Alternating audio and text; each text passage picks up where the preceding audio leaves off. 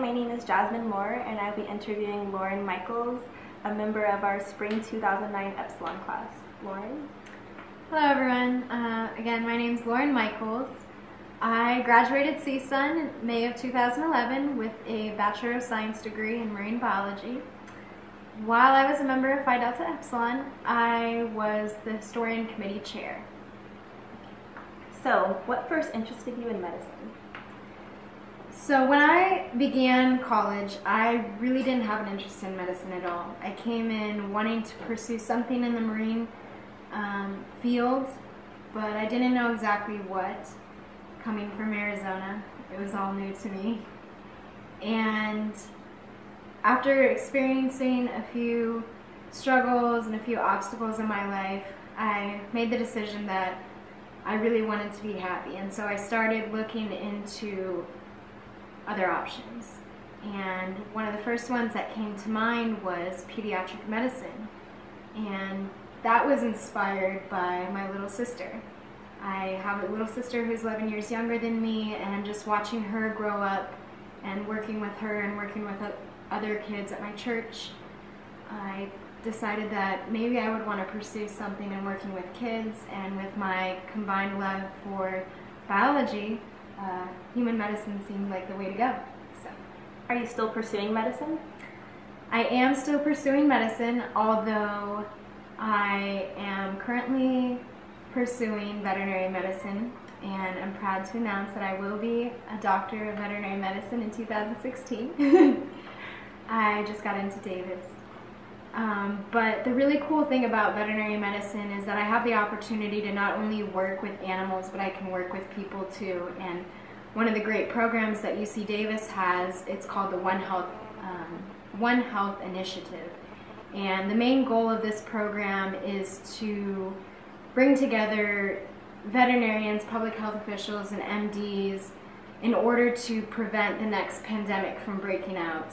For example, the AIDS virus, leptospirosis, E. coli, name it, depending on where you're working and what realm you're working in. And I would really like to focus on the human and animal interface within the marine realm, and different diseases and infections that can be passed along there, and learn how I as a doctor can prevent those from happening or treat those people or those animals that are affected by those diseases. So.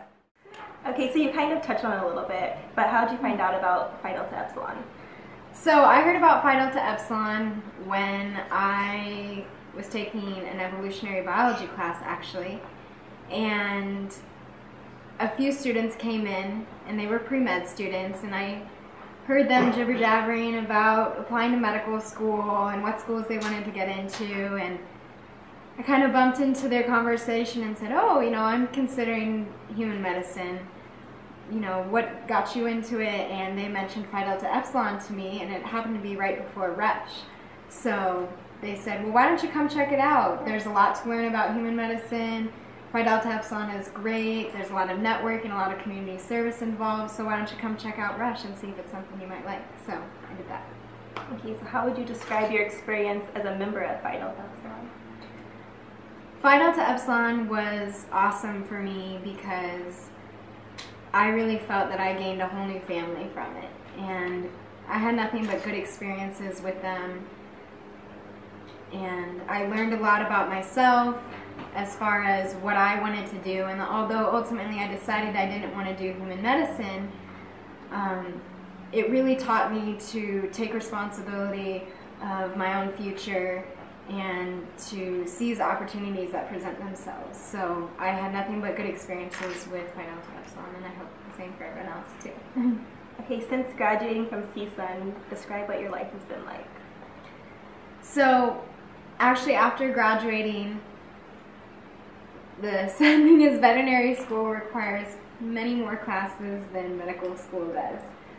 So I had to go back again for another semester at CSUN to take some extra classes. I was also, as soon as I finished graduating, I was applying and volunteering and doing veterinary work So I really didn't get a break after graduation. I went into applying and volunteering 60 hours a week and studying for the GREs to starting another semester. And then now currently I'm enjoying not being in school, taking a break, and really just getting to enjoy life. And I work full-time as a veterinary technician at an animal hospital, so I'm gaining a lot of experience there. So that's what I've been doing since I graduated. Exciting. Okay. What are 3 things that you gained from PhiDE that has helped you get to where you are today? PhiDE I do consider really vital in where I've gotten today, and in no particular order, I would say the 3 things that I gained from PhiDE. One was, again, as I already mentioned, the family aspect. I come from Arizona, so I didn't have any family out here, and being a biology student, it requires a lot of hard work, a lot of sacrifice, and it takes a special person to understand what another person might be going through who's trying to pursue a career in medicine. So having those group of people to support me and to encourage me and really just to become my new family. People in Phi Delta Epsilon are my best friends, and I know they will be for life. So that's probably the biggest thing that I gained from PhiDE. I also gained time management skills. I was part of the track and field team at CSUN, and so with that and going to school full time and working, I thought that I couldn't do anything else. I thought my time was all taken up and I couldn't devote my time to any other organization or any other fun activity. And when I heard about Phi Delta Epsilon and I started going, I realized, wow, I really do have the time for this, and I have time to pursue my interests outside of my classwork and outside of actual work. And it really taught me the time management skills and the responsibility that I have for myself to take control of where my life's going. And the third thing that I gained from Phi Delta Epsilon, this is a little more specific to pre-med students, but although I did go into veterinary medicine, it did teach me a lot about the application process. It's the same thing for veterinary school. You have to get great letters of recommendation. You have to have lots of community work. You have to have the grades. So knowing all that and seeing other students go through the application process, I already knew what to expect, and I knew how to present myself when I went to interviews. And so all those things, even though I didn't end up pursuing human medicine, I think they've played a huge role in getting me to where I want to be there. So, what do you hope that others can get from PhiDE? Again, I'm going to go back to the family aspect. I really hope that people can come away from PhiDE and realize that PhiDE is all about being a family and all about pursuing similar but diverse goals. And I really want people to look back on PhiDE and think that they've gained a lot from it, because if they're not gaining anything from it, or if they're not using the opportunities that are provided them through PhiDE, then maybe that's not their place, or maybe PhiDE isn't the place for them. Now, I'm not saying that that's going to be necessarily the case for everyone or anyone, but I hope that they can gain the same family experience, the same encouragement and support that I did through PhiDE, and be motivated to pursue their goals and their dreams, whatever they may be and however great they might be. So, is there any advice that you would give to current students pursuing medicine? Yes, I would. My biggest thing is just follow your dreams and make sure that this is what you want to do, and in following those dreams, get experience in the field. I think it's so important to actually throw yourself in there and not just say, oh, well, I really enjoy my classes and I enjoy learning about this, but go into the field and experience. If you're interested in emergency medicine, for example, go volunteer in the emergency room, or try other departments and see if other things interest you. Because when it comes down to it and you're applying, you're going to realize that eventually, is this what I want to do or is this not what I want to do? And if it is, then that's truly going to show when you go to write your personal statements, or when you're sitting down in your interview in front of a panel of interviewers. You know, it's really, your passion is really going to come out because you've gained that experience and you know that this is exactly what you want to do and why. It's not just, oh, I like to help people. You're very specific. This is exactly what I want to do as a doctor. This is how I want to make a difference in my community. So going out and getting the experience is highly recommended. Speaking of experiences, were there any special experiences or opportunities you had a chance to take part in during your undergrad? So for me, one of the biggest parts of my undergrad was being part of the track team. And for me, that was an outlet and a way to release stress, because it was something completely separated from biology and school and work.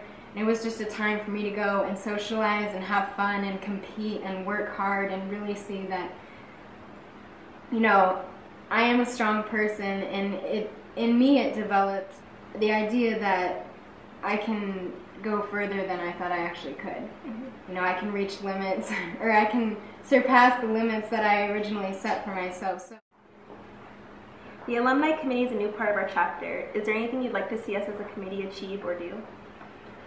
As of right now, I think that the Alumni Committee of Phi Delta Epsilon is doing a great job of kicking things off and going out and finding alumni to do interviews of. I think this is a great thing.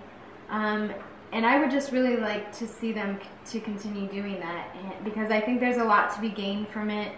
I know of another alumni member who's currently trying to set up, I think it's an internship opportunity within their medical facility. And so I think it's really important that the committee just continues to stay in touch with them, use them as references, and use them to ask any questions about their application processes or where they decided to go on with their life if they decided not to pursue human medicine. I think it makes it more real for the students and really gives them people to depend on. So I would just like them to continue keeping in contact. Well, on behalf of the Alumni Committee, I'd like to thank you for coming out and doing this interview with us. You're welcome. And I want to wish you the best of luck with UC Davis. Thank you so much. Everything you're doing in the future. Thank you.